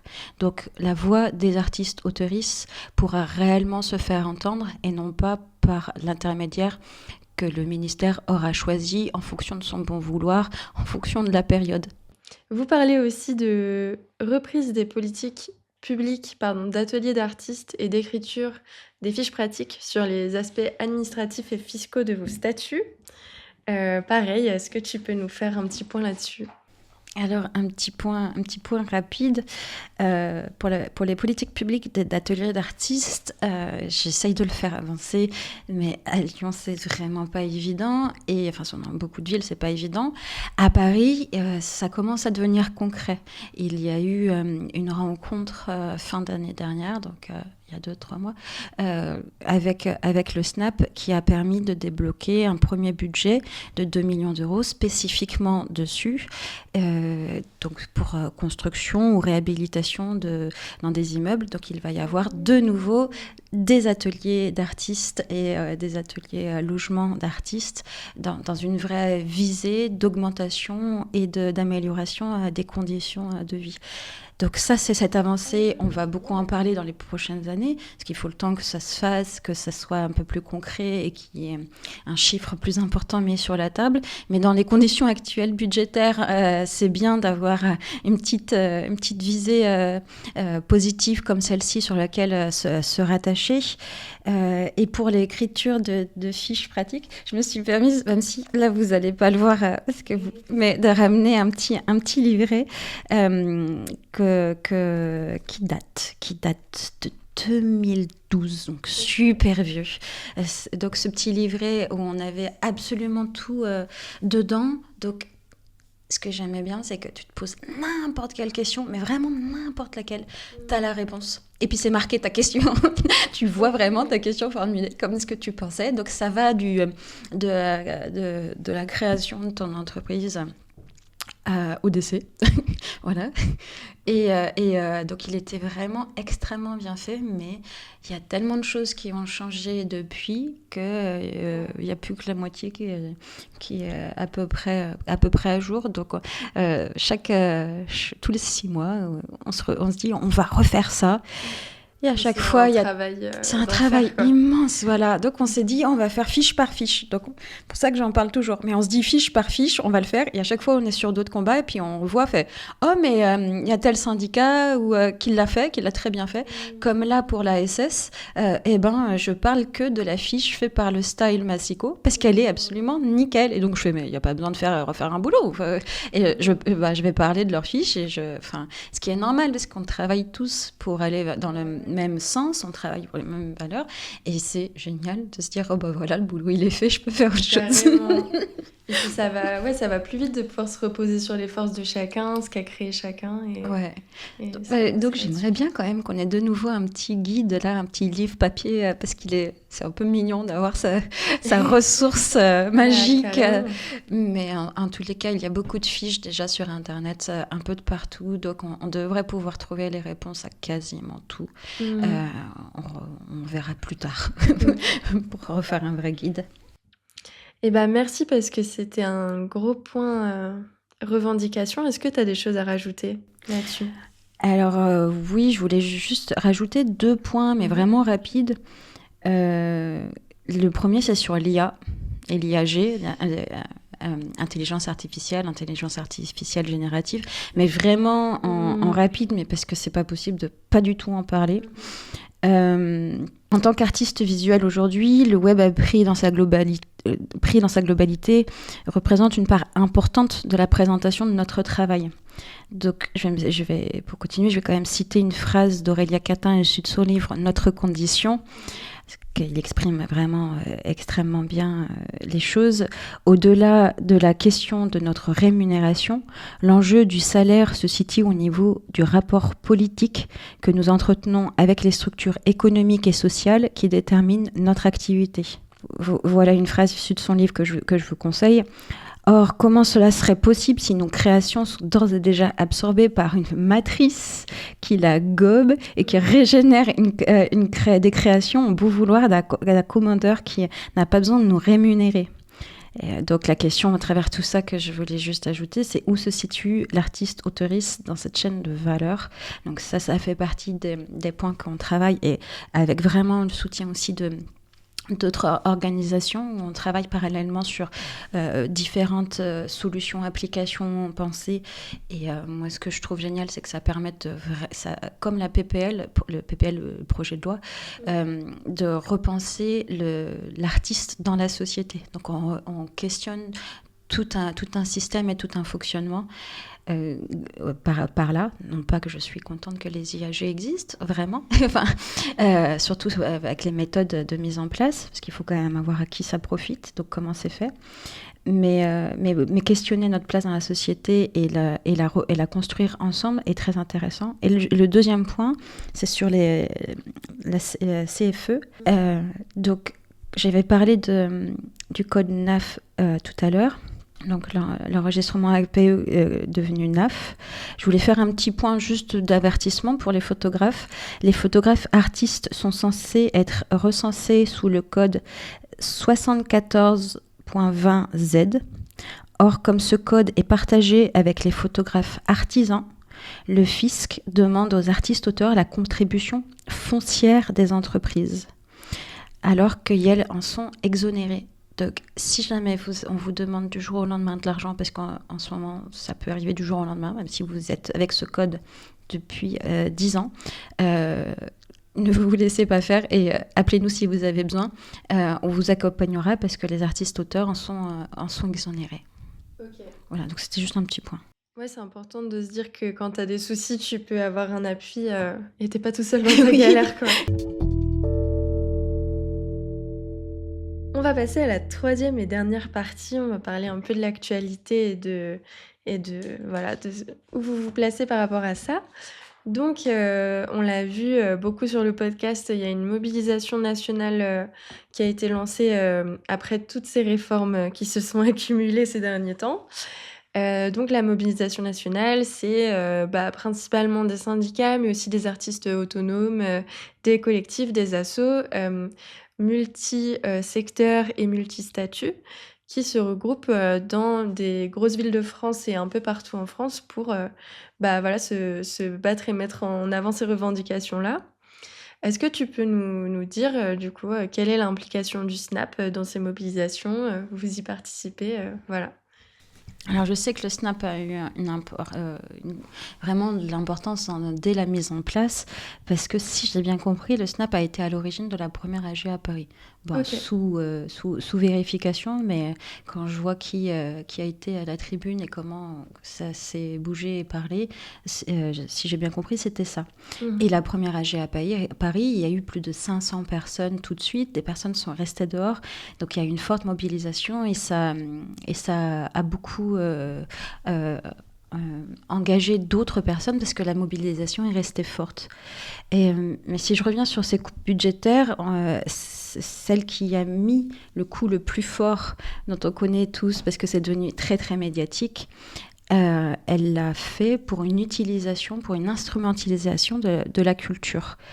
Donc une sorte de un désir de flatter des électeurs d'une certaine droite et utiliser aussi l'imaginaire dans lequel on serait encore pour elle, de sorte de saltimbanques de gauche et qui ont des dépenses frivoles et inconsidérées.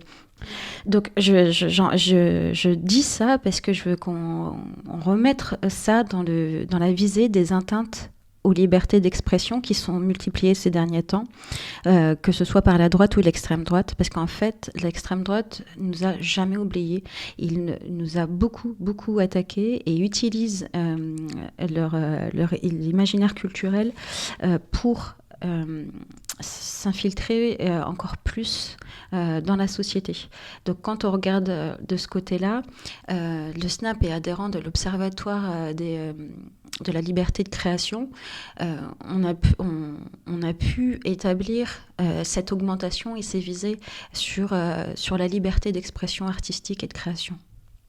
Il y a eu des grosses mobilisations pour la culture ces dernières années, mais c'est vrai que ce qui était mis en avant, c'était beaucoup les questions autour de l'intermittence, ce qui est hyper important.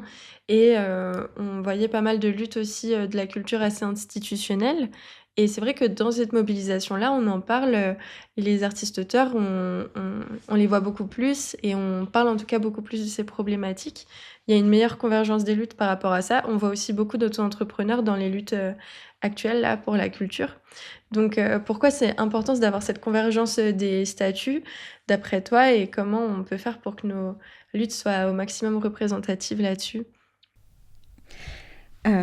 Face à un gouvernement autoritaire qui bafoue les corps intermédiaires, donc les corps intermédiaires, c'est en gros les syndicats, et qui nous emmène vers une économie de guerre, je pense qu'on peut que se réfugier vers une convergence. On est dans un système. Et c'est un système qui nous emmène vers plus de précarité. Donc la solidarité, c'est aussi ce qui va permettre de montrer les atteintes à la dignité, à la liberté et à notre travail. Et là, bientôt, il va y avoir quand vous allez écouter ce podcast, ça sera déjà passé, mais une manifestation pour le service public, ça nous concerne tout autant. Parce que c'est cette visée-là, c'est cette pensée-là que l'on veut protéger et combattre contre sa destruction. Et on dit souvent que c'est un moment pas historique, mais en tous les cas important, de toutes ces AG et de toutes ces mobilisations partout en France. On ne peut pas connaître forcément l'histoire syndicale de tout le monde, et j'en suis la première, vu que je cherche là-dessus. Mais j'ai pu découvrir dernièrement la Déclaration des droits de la culture, qui date de 1987. Quand on lit, ça fait 2 pages. C'est issu... il parle d'AG, d'AG qui sont transformés en états généraux de la culture. Cette déclaration est issue d'un discours de Jacques Ralit, qui n'était pas du tout la culture, mais qu'on connaît, je crois, qui est très populaire dans le milieu de la culture parce qu'il a beaucoup aidé à la création, à la diversité. Il a beaucoup milité pour la culture.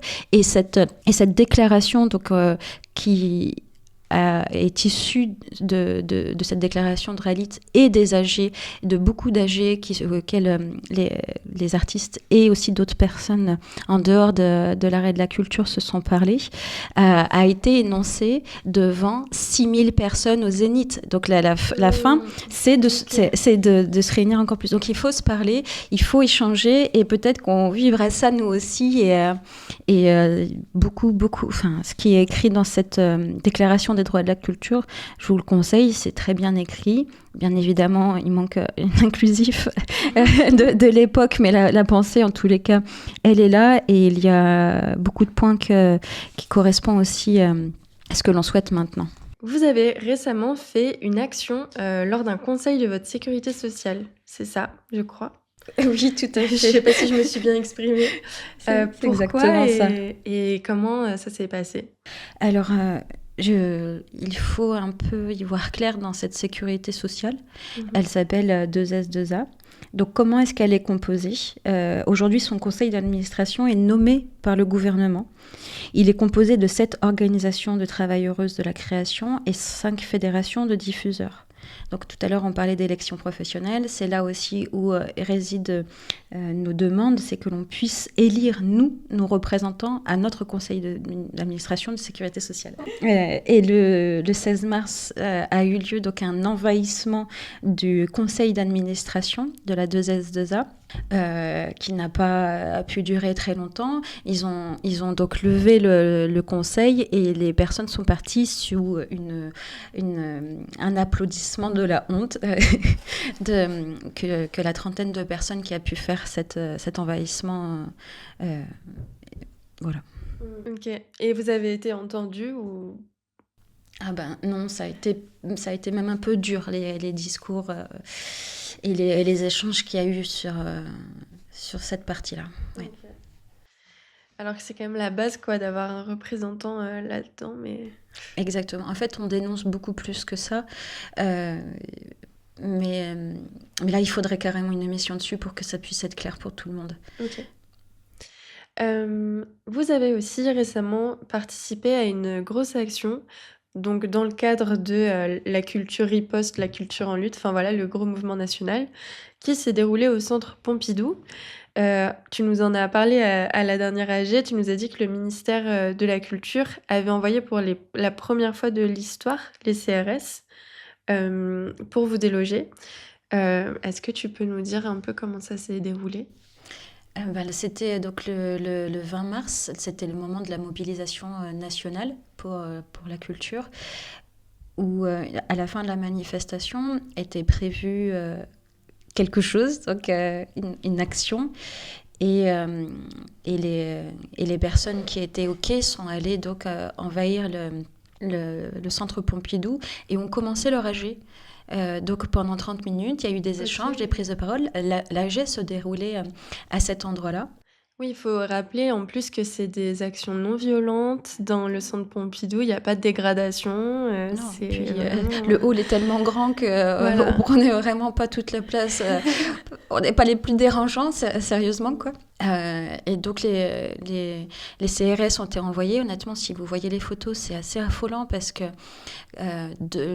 l'entrée du centre Pompidou et l'extérieur est extrêmement grand et on voit une ligne de CRS en noir faire l'ensemble, couvrir l'ensemble des entrées. C'est assez affolant de se dire que pour des personnes, des artistes qui envahissent c'est symboliquement, Bah c'est oui. notre outil de travail. Voilà, c'est l'endroit où on présente des œuvres. Se faire déloger par des CRS de cette manière-là, et on a cherché, plusieurs organisations ont cherché de savoir comment ça s'est produit, avec aussi une telle rapidité. Et on a appris que c'était notre propre ministère. Donc face à une AG non violente de travailleuses des arts et de la culture qui expriment leur situation, que son propre ministère lui envoie les CRS, c'est un symbole. Une violence, Ah ouais, incroyable. carrément. Est-ce qu'il y a d'autres actions que tu voulais ajouter là dans ce petit tableau? Oui, il y en aurait deux. Il y a celle du lundi 17 mars, bon, toujours à Paris, hein, désolée. Mais il y avait donc le lundi 17 mars une AG, et l'AG a été interrompue par décision donc, de l'Assemblée générale de la culture pour aller apporter le soutien à la Gaîté Lyrique, où les mineurs isolés étaient en train de se faire expulser. Donc ça, je pense que symboliquement, c'est très fort parce que ça n'a pas été le seul acte. Il y a aussi eu des défilés avec les mineurs isolés. Enfin, c'était une suite de soutien. Et donc ça, c'est bien d'en parler parce qu'en fait aussi les CRS n'ont pas appliqué la même violence. La violence était beaucoup plus impressionnante. Tous ceux qui étaient présents l'ont dit. À chasser des jeunes. Enfin, c'était de la traque partout dans la ville. C'est ça, ils sont déjà pas protégés, ils ont rien, on va leur enlever leurs affaires, on va leur faire subir c'est des enfants. Voilà. Donc il y a déjà cet acte-là, et puis l'autre acte, parce que ça m'amuse vraiment beaucoup, c'est quand donc une autre action, toujours à Paris, on envahit la DRAC Île-de-France pour à l'ouverture. Donc ils sont allés avec leur pyjama et leur café pour réveiller. Ah oui, c'est vrai. C'est la DRAC ou le ministère, désolée, je suis peut-être en train de m'embrouiller, mais en tous les cas, l'image est très joyeuse. Et c'était pour demander une rencontre avec la ministre. Donc ils leur ont proposé de rencontrer d'autres personnes, et l'AG avait voté que maintenant il était hors de question, que c'était une rencontre directement avec la ministre dont on avait besoin, qu'elle n'a pas accepté. Un plaisir, Ouais. en soi. Moi, j'ai beaucoup aimé les actions qu'ils ont faites il y a quelques temps pendant les discours de Rachida Dati. Comme ça, elle peut pas dire qu'elle voit pas, tu vois. Ah oui, ouais. On va passer aux questions de fin. Voilà, donc ça, c'est des questions du coup que je pose à tous mes invités à la fin. Déjà, est-ce que tu pourrais nous dire en quelques mots rapidement sur quoi vous vous projetez là pour la suite? C'est quoi les grosses batailles à venir? Il y a la 2S2A, donc notre sécurité sociale, parce qu'il y a beaucoup de choses qui se passent qui ne devraient pas se passer comme ça. Déjà que ça devienne une vraie sécurité sociale, qui répondent aux espaces démocratiques que doivent être une sécurité sociale. Dans le plan de la PPL, il y a encore beaucoup de choses, donc projet de loi, il y a encore beaucoup de choses à faire, mais ça nous permettrait de re-questionner la place de l'artiste auteur dans la société, mais aussi d'un service public pour la culture. Donc c'est pour ça qu'on continue à soutenir on fait des rencontres et des réunions publiques sur la sécurité sociale de la culture pour inciter au dialogue et à la réflexion sur ce sujet-là. Après, il y en a tellement, on travaille sur tellement de choses. On n'est pas assez nombreux, rejoignez-nous. Vraiment, on a besoin d'aide légale, ça va. Dans un contexte, alors ça c'est la question joyeuse. Ah oui. Dans un contexte mondial où le fascisme est au pouvoir dans les grandes puissances mondiales, où il monte à une vitesse fulgurante en France, où le racisme et les discriminations envers les minorités s'accélèrent, où le Premier ministre justifie ses politiques austéritaires pour injecter de l'argent dans le réarmement et la guerre, comment, en tant que syndicat, ou tu peux répondre si tu préfères à titre personnel, tu te places et tu réfléchis la lutte? En fait, le syndicat, le SNAP CGT, a toujours voulu tisser des liens de solidarité en dehors des métiers. Donc, comme moi, je venais de me syndiquer au moment de la réforme ou contre-réforme retraite sur l'âge de départ à la retraite, tous les petits sous qu'on avait réussi à gagner en proposant un prix libre des autocollants de forme des luttes, avec leur accord, bien sûr, parce que je ne savais même pas comment ça se passait. Et c'est eux qui ont dit « Mais non, mais gardez les sous, mettez-les dans des caisses de grève ». Eh ben, on réfléchit, donc là pour Lyon, pour cet exemple, à quelle caisse de grève. Et en fait, démocratiquement, on a décidé d'abonder le plus de caisses de grève différentes possibles pour soutenir tout le monde et pour rejoindre dans la lutte dès que c'était possible. Donc c'est vraiment vers toujours plus de solidarité, plus de temps de rencontre, plus de temps d'échange, plus de temps de bienveillance et d'écoute dans tous les cas. Moi, personnellement, je me retrouve à avoir beaucoup plus d'intérêt dans tous les lieux qui sont lieux culturels, qui ont une volonté de résistance, dans le sens de comment résister même à l'espace médiatique dominant pour pas me faire manger une partie de l'esprit là où je ne le vois plus, pour pouvoir me redonner des espaces de respiration. Donc dès que je peux, j'y vais déjà par intérêt personnel, et si jamais je peux soutenir, mais au bout d'un moment il y a toujours une limite physique de temps au soutien, mais même y assister des fois, juste à assister et entendre des personnes parler de résistance culturelle antifasciste, de créer des imaginaires antifascistes me fait du bien. Ouais, grave. On a parlé tout à l'heure de la table ronde sur la continuité des revenus là, qu'il y a eu la dernière fois. Et du coup, ma question, c'était, on a du coup parlé du fait que les artistes, ils ressentent ça dans leur chair, quoi. C'est leur vie qui est remise en question à chaque fois. C'est leur vie qui est précaire. Voilà, c'est lourd au quotidien et c'est pas facile mentalement pour tout le monde en ce moment. S'il y a des artistes qui sont un peu dans ces cas-là ce soir, enfin qui nous écoutent comme les artistes qu'on avait vus ce jour-là et qui sont en manque du coup de perspective, en précarité, etc. S'il y a des artistes dans ces cas-là qui nous écoutent, qu'est-ce que tu aimerais leur dire? Déjà de ne pas rester seul, ça c'est évident. Parce que, en fait, rien que de le partager avec d'autres personnes, ça le fait sortir de soi. Donc, même si on pourrait le penser, on peut s'amener à culpabiliser quand même. Donc, non, il faut reporter la faute, c'est pas sur nous. En créant ces liens aussi, ça nous donne des nouvelles envies même de création. Et ça nous permet d'être dans un réseau qui nous apportera aussi plus de résistance dans le sens large du thème du mot résistance. Après, tu vois, hier, j'étais encore en train de rencontrer une nouvelle personne qui m'a contactée suite à une rencontre publique où j'avais expliqué l'ASS, l'allocation de France Travail, pour apporter plus d'informations. Et elle m'avait demandé de me rencontrer donc, pour un complément d'information, mais aussi pour témoigner.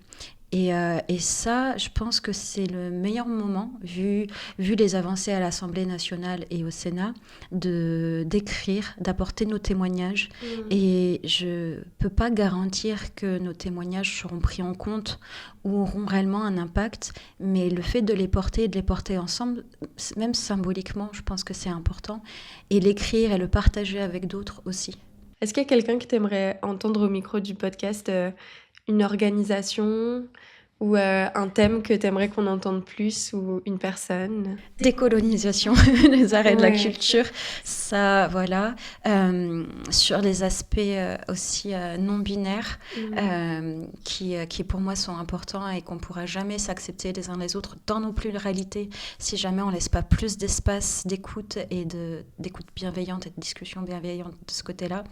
Et dans les personnes que peut-être que j'aimerais entendre, mais là c'est compliqué parce que c'est pas sur le local et c'est à cause d'une discussion qu'on a eue juste avant que du coup j'y pense. C'est Manifesto qui est à Marseille, qui est un podcast justement de personnes engagées, des travailleuses de la culture que j'aurais aimé pouvoir inviter quand on a fait un événement Snap CGT à Lyon, qui était une grosse journée de table ronde avec plein de personnes super intéressantes en décembre 2023. Et ben ces personnages j'ai pas pu ça pour cause d'agenda ça n'a pas pu se matcher, mais c'est des personnes que j'aimerais bien, mais voilà, tisser d'autres réseaux en dehors de la région, mais ça demande un espace de financement ou alors des techniques après Marseille numériques. C'est pas très loin, bah si jamais tu te sens vraiment, elles sont incroyables. J'aimerais bien les rencontrer, je les ai jamais rencontrées. Déjà j'irai écouter le podcast, je connaissais pas. Et la dernière question, c'est qu'est-ce qui personnellement te donne espoir pour la suite ? De rencontrer des personnes comme là on fait, d'avoir ces moments-là qui apportent de la bienveillance, qui nous aident à grandir, à mieux comprendre, et plutôt que ce soit des injonctions en permanence qui te mettent une pression et qui te fait te casser au bout d'un moment si tu n'y arrives pas. Là, ces liens qu'on tisse, ces moments qu'on crée à nous-mêmes, c'est ce qui nous permet de tenir plus longtemps.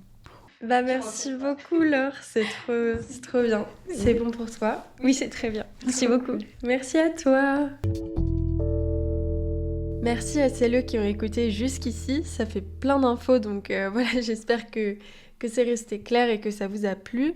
Encore merci à Laure pour son passage par ici et pour tout ce qu'elle nous a apporté. Je vous mets bien sûr en description tout ce dont on a parlé, ainsi que les réseaux du Snap, si vous voulez les rejoindre.